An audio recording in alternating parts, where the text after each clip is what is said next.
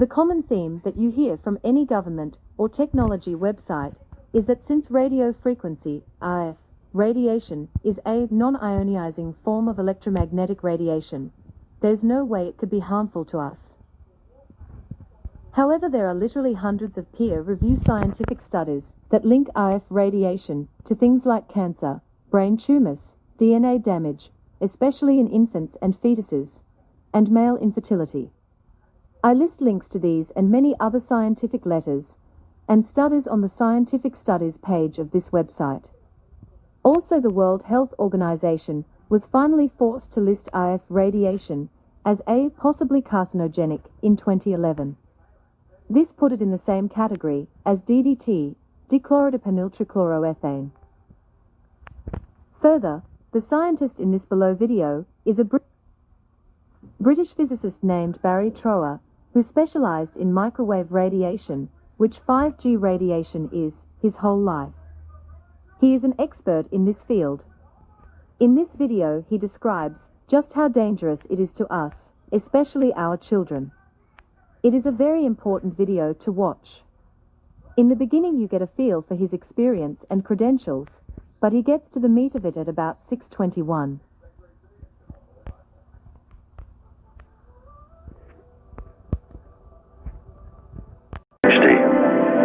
And I specialized in microwave warfare, radar, obviously, which uses microwave, but they don't just teach you radar, they teach you all about microwaves and other uses.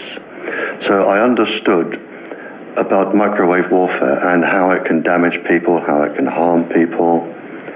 And when I finished with the Royal Navy in 1960, and I specialized in microwave warfare, radar, obviously, which uses microwave, but they don't just teach you radar, they teach you all about microwaves and other uses. So I understood about microwave warfare and how it can damage people, how it can harm people.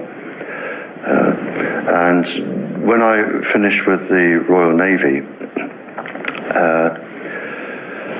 I was also a diver in the Royal Navy, and microwaves are used in underwater mines as booby traps. Which actually got me interested, because I was actually taking a bomb to pieces underwater, and it was too complicated. And I brought it to the surface, and my partner that was on the surface said, "Don't be an idiot, take it back down." He said, "If somebody's beaming you with microwaves, they'll go right through you, and as you open the casing, trigger a photoelectric cell, and it'll blow all of us up." And he said, if it doesn't go through to the bomb, it'll aim it at your head and make you make a mistake. And that's really got me interested from that point, because I thought, well, how can microwaves going into your brain make you make a mistake? And I asked a lot of questions. I have a very curious brain. And the forces, they're very good at explaining things and telling you things. So I did that, and I also did a medical course while I was in to help me understand everything. And when I left, a small part of my job was to question captured agents, spies, terrorists, because microwaves then were used as weapons, as they are today. It is a perfect stealth weapon. And when governments don't like a group of people, for instance, the ladies who protest at Greenham Common in England about the American missile base they camped, they were microwaved. We microwaved Catholics in Northern Ireland to make them sick. It goes on all over the world. And it's a weapon that you don't know you're being targeted, because the dose is very, very low, which is actually more dangerous than a high dose. It's very, very low, and it may take a year or two, but you can cause neurological damage and cancers with low-level microwaves, and you can make all your opponents sick. It's a perfect weapon for a government to use. So that was going on, and I gathered all the information about that from people who were captured from other countries to find out what technologies they had, what pulse frequencies they used. But as I stressed, it was only a small part of my work, but because I was highly trained in it and I was useful, it just became a part of my working structure, along with master criminals and terrorists and all sorts of people that I found incredibly interesting, actually, to talk to. Very, very interesting. And then when I left there, I took a job teaching, and I taught advanced level physics, and I specialized in nuclear and atomic radiation, and again, microwaves. And I've just always been in microwaves. And then it was a doctor. I went to see a doctor once, as most teachers do,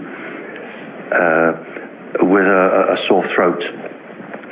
And he said, as most doctors do, it's viral, there's nothing I can do for you. And I was leaving, and he said, hang on, Barry, he said, you're a physicist? And I said, yeah. And he said, can you explain something?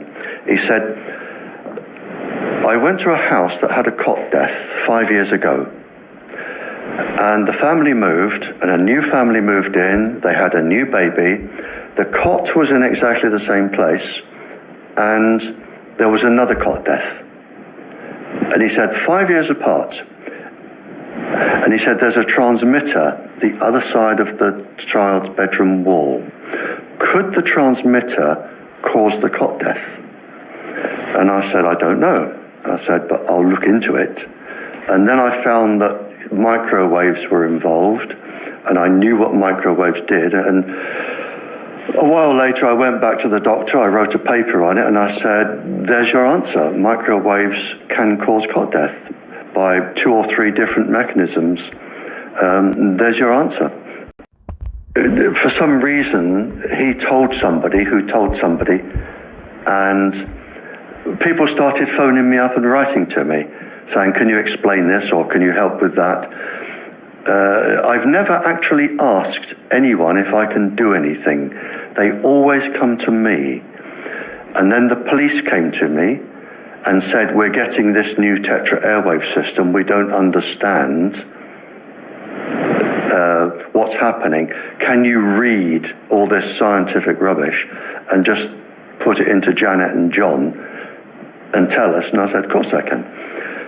So that was published, and since then it's snowballed and snowballed and snowballed, and now I receive up to 1,000 communiques a week from various countries, various people, and I can't handle it.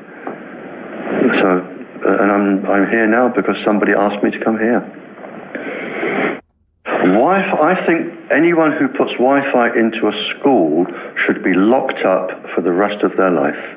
I really do. I think they're not fit to walk on the surface of this planet because they haven't looked at the research, and whatever incentive they have, it is not worth the genetic problems that parents are going to face with their children when they're born.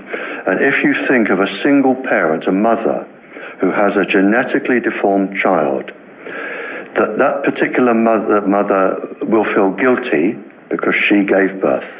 She will feel guilty, and she will be worried every single second of every single day for her life.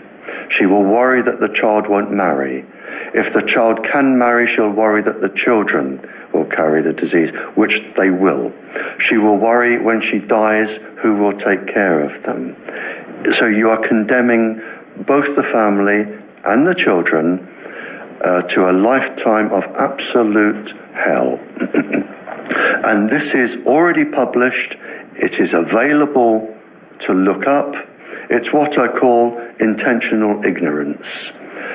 They are offered some sort of incentive, and they think, oh, this is going to be good, we'll have it.